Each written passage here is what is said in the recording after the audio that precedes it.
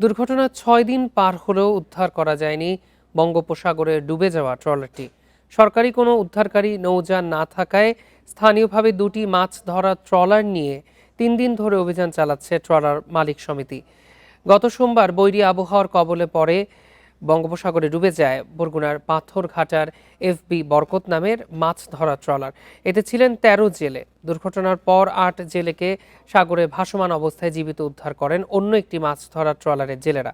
তবে ট্রলারটি উল্টে যাওয়ায় নিখোঁজ আরও ৫ জেলে। ডুবে যাওয়া ট্রলার ও নিখোঁজ জেলেদের উদ্ধারে দুটি মাছ ধরা ট্রলার নিয়ে সাগরে অভিযান শুরু করে মৎস্যজীবী ট্রলার মালিক সমিতি। ৩ দিন ধরে চেষ্টা চালিয়েও উত্তাল সাগরের কারণে ডুবে যাওয়া ট্রলারটি নিয়ন্ত্রণে নিতে পারছে না তারা। বাংলাদেশে যে উদ্ধার করবে, এই উদ্ধার করার জন্য তো কোনো কিছু নাই। এই বোট উদ্ধারের জন্য আরেকটা বোট লই গেছে, ওইরকম বোট। এই বোটটা আছে ভিড়িয়ে বেরোম তো কোনো গ্যারান্টি নাই। সময় চর আমাদের সামনে পড়ে, বোট বাজ দিয়ে পারে, কিন্তু এই সময় ভাঙ তুফান আসলে বোটটা পড়ে যাওয়ার সম্ভাবনা থাকে। আর যদি একটা ভয় থাকে, ওই অনুসারে আমরা তালাই বাইরে থেকে আসলে আমাদের বোটটা নিরাপত্তায় ঘাটে আসে।